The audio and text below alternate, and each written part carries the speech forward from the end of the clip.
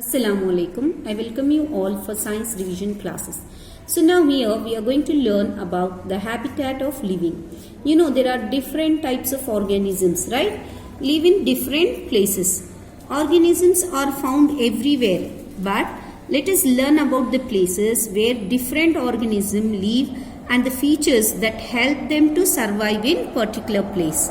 Means you have seen different organisms or everywhere you can see, but few animals can live only in the cold places. Few animals will live in water, few lives in on land, and they need the different temperature, right? So the place or area where a particular organism lives in nature is called its habitat. Now for example, desert is a habitat of a camel, right? The habitat of an organism provides it with its natural food, water and shelter. Habitats can also be very small. For example, a log of wood, a stone, a leaf litter, etc. These micro habitats can house a large number of insects and other small organisms. Means habitat should not be a big also, so it can be very small also. Why? In a log of wood, so many insects live. So that log of wood also becomes the habitat for so many insects. In that habitat, we have two different components now. Which are those? Biotic components and abiotic components. What is the meaning of biotic and abiotic? The biotic means this includes all living organisms in the habitat. Abiotic means this includes sunlight, water, soil, air and temperature.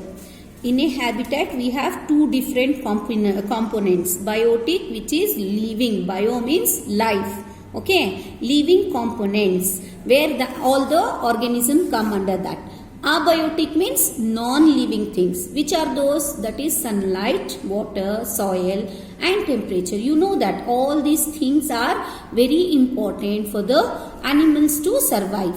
Without sunlight can we live? No. Without water can we live? No. Without air can we breathe for some time? No, we cannot breathe.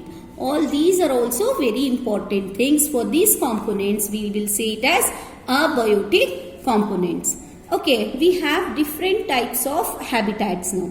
Habitats may be terrestrial habitats and aquatic habitats. As you see in the picture, it is what kind of habitat? It is a aquatic habitat.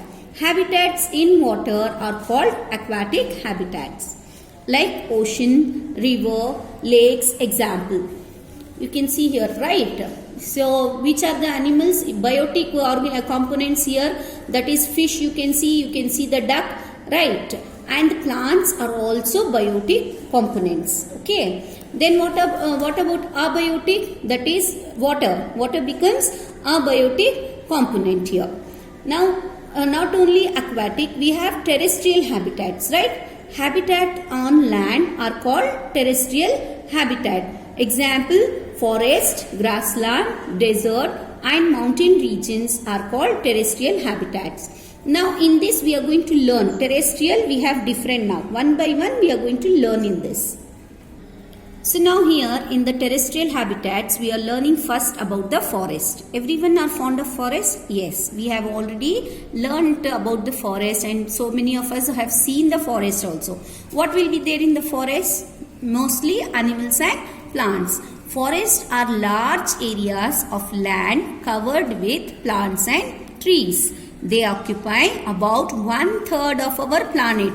Okay, so much of forest is available on the world. Okay, on the earth.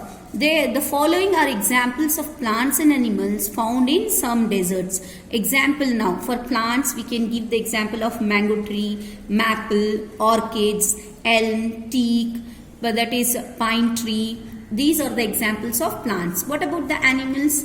You can give enormous, that is macaques, hornbills, bald eagles, woodpeckers, pythons, lizards, wolves, monkeys, foxes and tigers. You have heard, no? Forest, it means tigers, right? All they live, that is their habitat. Okay, that is their habitat where they live.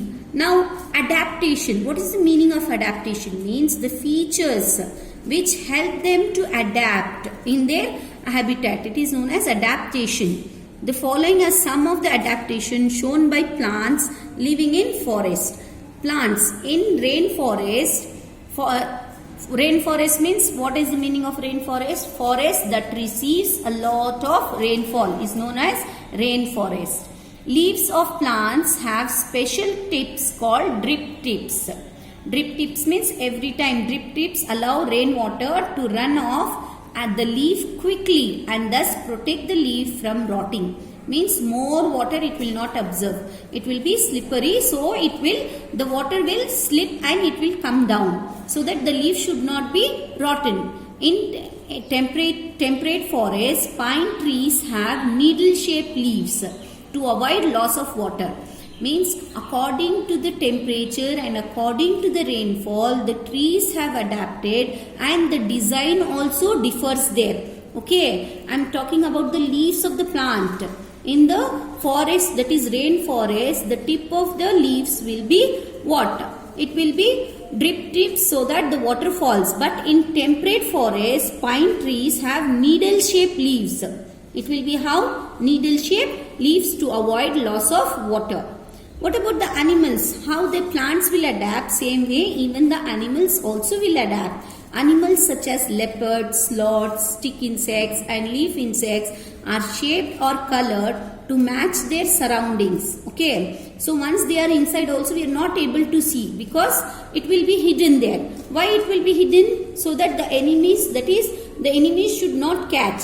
Okay. Because you know that for a deer, who will eat the deer? The tiger, right? It will hide in the plants there. So similarly, the adaptation is very important. This type of adaptation are called camouflage. What type of now? That is the color to match their surroundings is known as camouflage. Camouflage makes these animals difficult to spot and protect them from their enemies. The next type of terrestrial forest we are learning is the grassland. Yes, grasslands are areas of land mostly covered with grass and a few shrubs. The following are examples. We are not talking about the forest here. We are talking about the grassland here. Okay. So which are the plants which are grown? As I said, grassland means it is grasses and shrubs. Nothing else. What about the animals now? Here the animals mostly found are deer, giraffe, lion, zebras, gazelles, lizards and snake. Now how these will adapt themselves? Adaptation for grassland. The following are some of the adaptation which I can say you. Now plants, grasses have deep spread out roots that enable them to absorb water even during periods of scarcity. You know, it is not the rainforest. Means every time the rain will not come. So what happens here? The grasses will have sometime water, sometime it will not have the water. Therefore, their roots will be spread deep inside the earth, so that when there is no water, it will absorb the water from below the earth. That is the adaptation of grasses. Then what about the animals? Animals, lions have a brownish color that blends with dry grass and helps them stay hidden from their prey.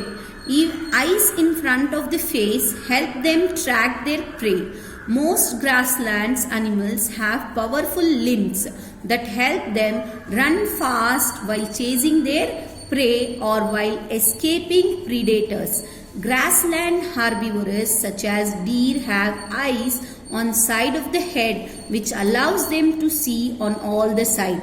So now see how the God have made, that Allah have made the animals to hide themselves from the enemies. That is the deer has the eyes, the other two sides where it can see all the sides, whether anyone is following it or no.